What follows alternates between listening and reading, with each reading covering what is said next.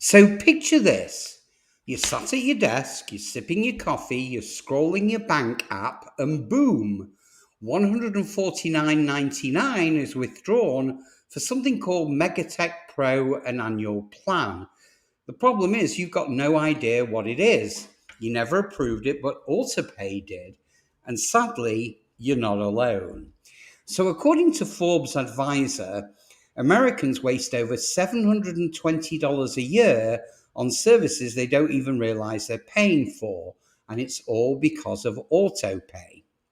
So, in this video, we're uncovering the 6 specific bills that financial experts warn you should never ever put on autopay. Why? Well, because they're the ones most likely to cause overdrafts, billing errors, or even flat out financial sabotage. And the worst part? Well, you didn't even notice that it's happening. So let me tell you a story about me. Years ago, I signed up for a free trial of an online meal delivery service. I never used it, and to be honest, I forgot about it. 7 months later, I realized I'd been charged $84.99 every single month. So that's nearly $600 just vanished, all because I blindly trusted Autopay. Now, just before we take a deep dive into these 6, it's imperative you hit that like button and subscribe so that you get notified the minute we produce another game-changing video that affects your finances. I promise you'll truly appreciate it, so buckle up and let's take a deep plunge straight in. So let's start with number 1, gym memberships. Now, gym memberships are one of the biggest financial traps because they play on a human weakness, and that's optimism bias. We think we'll go 3 times a week. We believe that this time it's different. We believe that now Christmas is over, we're definitely going to go to the gym. But financial expert Clark Howard warns that gyms are notoriously difficult for cancellation policies, and many of them will continue to bill you even if after you stop going or you've cancelled your membership. So even worse, some small gyms will sell your data to third-party billing companies who then outsource collections if you dispute the charge. So here's a rule of thumb. If it's a reoccurring charge from a business that requires in-person cancellation, whatever you do, don't put it on autopay.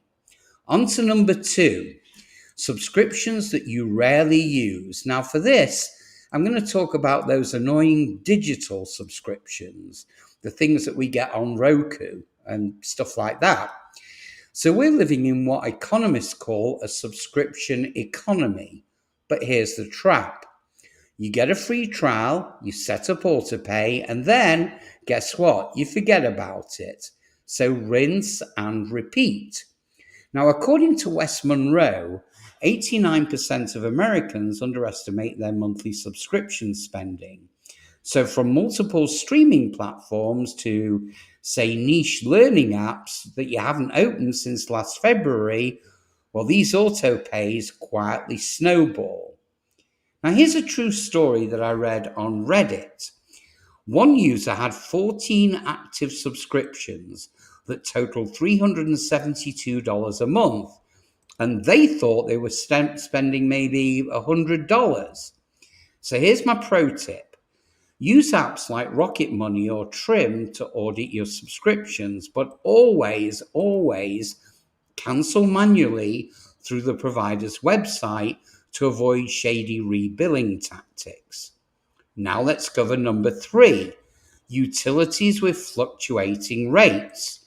Now, Autopay works best with fixed payments, but utilities?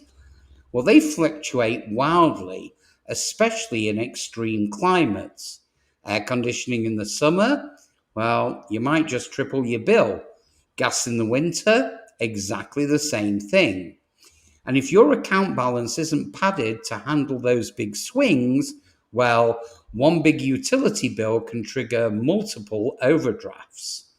Now, according to the Consumer Law Center, more than 1.3 million utility billing disputes are filed annually, and many of those could have been caught before autopay triggered them. Also, while we're on this subject, beware of estimated billing. Many companies guess your usage based on prior history, not actual consumption, leading to wildly inaccurate charges. Well, let's be honest, they can go unnoticed until it's too late. So here's my pro tip on this. Excuse me. Set a calendar reminder to review each utility bill 2 days before it posts. Quickly on to number 4, and this is my personal favorite because I got badly hit with this one. Insurance premiums, especially annual insurance premiums. So when you autopay your car or your home or your life insurance, well, you may be exposing yourself to stealth price hikes.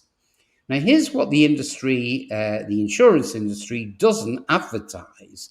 Loyalty is often penalized. Sure, they know most people won't notice a $12 to $20 rate increase. One man from Arizona, well, he discovered his auto policy had increased 18% in 1 year with zero notification. Now, he was on Autopay and he didn't check. So worse still, if you switch providers and you forget to cancel Autopay on the old one, well, sadly, you might get double billed and forced to dispute charges with your bank.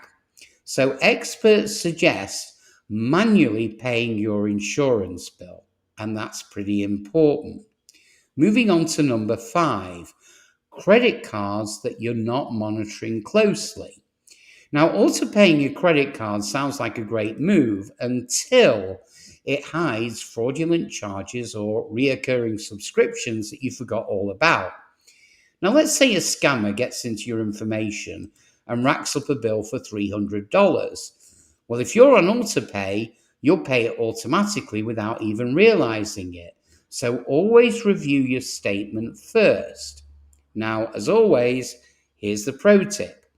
Instead of full Autopay, set up minimum payment Autopay to avoid late fees, but still review your full balance every single month. So now we've covered 5, we're finally on to number 6, and that is any account tied to a checking account with a low balance. Now this one's sneaky, but it's dangerous. So if you autopay from a checking account that regularly dips low, well, you're exposing yourself to costly overdraft fees, sometimes $35 or more per charge. Even worse, multiple autopays hitting at once, well, that can trigger a cascade of overdrafts, draining your account and possibly bouncing important payments like rent or car notes.